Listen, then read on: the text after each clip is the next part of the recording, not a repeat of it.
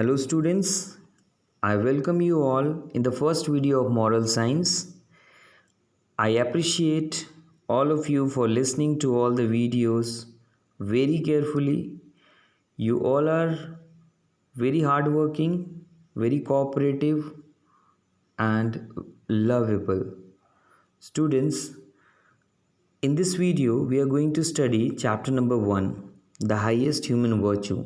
Before I begin this chapter, I want to request you all, please go through the chapter, read the chapter once, and then you listen to the video. Then this video will become more fruitful for you, more beneficial for you. Please obey my request. I want you to get more and more benefit from all the videos you are being provided. Or if you read this chapter or if you listen this video, after listening the video you may also read the chapter. This will be important for you. I will also help you in doing the question answer. Students, we all are praying for you, and we all know that through our prayers you all will be all right, and we all will meet each other in the school. Prayers have a great impact, a great value in our life. While praying, we all remember God. This chapter will teach us how to remember God, where to remember God, and when to remember God. So let's begin the chapter. Man is the best creation of God. God too incarnated on earth in the form of man. Thus we should commemorate him, means we should show respect towards God. We should be thankful towards God for his mercy on all human beings. He is very merciful. Habit of taking God's name is the highest human virtue. It is essential for getting peace of mind and for the realization of truth. You can see a beautiful picture on the screen. A child is praying to God. The child knows that through my prayer I can get anything. I can get the peace of mind and I can get the blessings. It helps in development of virtues and elimination of vices. Means it our prayers helps us, or by remembering God, we can develop virtues, good qualities, and we can remove the bad qualities from our life. We have to be steadfast. We have to be loyal, regular, and patient in developing this virtue of taking God's name every day. We have to take God's name every day. We must boost our self esteem, recognizing that we are pure souls. We must boost ourselves, we must encourage ourselves that uh, we are pure souls, we are loved by God, striving to do our best, and we should keep remembering God, and we should do best in our life. So students, I will tell you a story first, and then I will tell you how should we remember God and what is the benefits of remembering God in our life and what miracle it can bring for us. So the story of the first chapter is the last will. So let's begin the story. In olden days, when there were no proper means of transport, people used to travel on foot. The people used to travel on foot, on bullocks, carts, on elephants, or on horseback. Means they used to go somewhere on horseback or on elephants, or they used to use the bullock carts. In those days, there lived a rich man who owned 19 horses. Suddenly he fell seriously ill, and all the physicians who attended him said that his end has come, means he will die soon. So before his death, the rich man made his last will and testament, means it was related to the property. In the will, he wrote that half of the horses that he owned should go to his only son, one fourth to the village temple, and one fifth of the horses should go to his faithful servants. Soon the rich old man passed away after saying this. You all should remember that half should go to his only son, one fourth to the village temple, and one fifth to the servants. The village headmen who were entrusted with the distribution work began to scratch their head in dilemma, means confusion. They had no idea how to distribute half of the 19 horses to the rich man's son. Means the rich man had 19 horses and he had told that half of the horses should be given to my son. So it was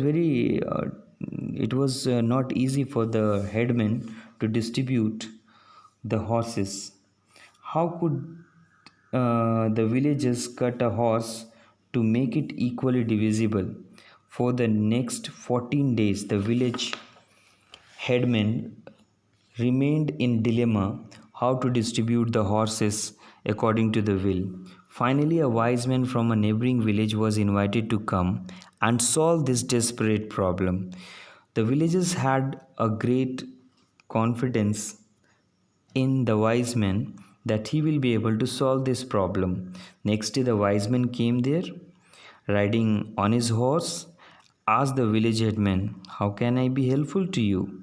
The villagers were delighted to see the wise man. The villagers came to know or were knowing that the wise man will be able to solve his problem. They told him about the rich man's last will and the testament. The wise man read the will truly. Then he said aloud, "So, out of these 19 horses, half of half has to go to his son, one fourth has to go to the village temple, and one fifth has to go to his faithful servants." The wise man said again, "It is very easy. I will solve your problem within no time." Then he ordered to arrange all the 19 horses in a row, making them stand next to one another. After this, he got down from his own horse and placed it next to the 19 horses. So, students, what he did is there were 19 horses, and he came on a horse. He also put his horse in the row. So, total in adding his own horse and 19 horses, there were 20 horses. Now there were 20 horses altogether. Then he counted half of the 20 horses, that is 10. He gave them to the rich man's son, means half of the horses, means 10 horses. Then he said one fourth of 20 horses is equal to 5. One fourth means 20 divided by 4. 20 by 4 means 5 horses to the village temple. Then he said one fifth of the 20 is 4, means 20 divided by 5 equals to 5 4 is 20, it was 4. So please give these 4 horses to the faithful servants. The problem was solved now. Gentlemen, the wise man said to the village headman, "Gentlemen, 10 plus 5 plus 4 makes 19 horses. So you see how simple it was." Saying this, he mounted on his horse, spoke a few inspiring words, and silently rode away towards his village. So, his inspiring words are very, very important for us also. So, please listen to his inspiring words and follow in your daily life. so that you can also become a wise man and a successful or talented student. The village headman became speechless after getting the problem solved. They could not believe that the wise men solved their problem. So, what was the last speech that the wise men delivered there? Listen to this very carefully. The wise men said, in your daily life and daily affairs, do not forget to add God's name before beginning any work, no matter how small it is. Just take God's name and you will never come across any insurmountable problem. Means a problem which is difficult to overcome. There will not be any problem which will not be tackled if you take God's name first. Follow the principle of God in your daily life, students. As I tell my students about the examination, that when the examination is very close to the students, they start studying, and before appearing in the examination, they remember God. They are filled with the positive energy. The God blessings remain with the student, and it brings a good results also for them. So wise men said, take God's name and you will never come across any insurmountable problem. Follow the principle of God in your daily life. All your problems will become smaller and finally they will disappear. So he very wisely solved the problem of village headman. He distributed the horses very cleverly. What is the moral of the story?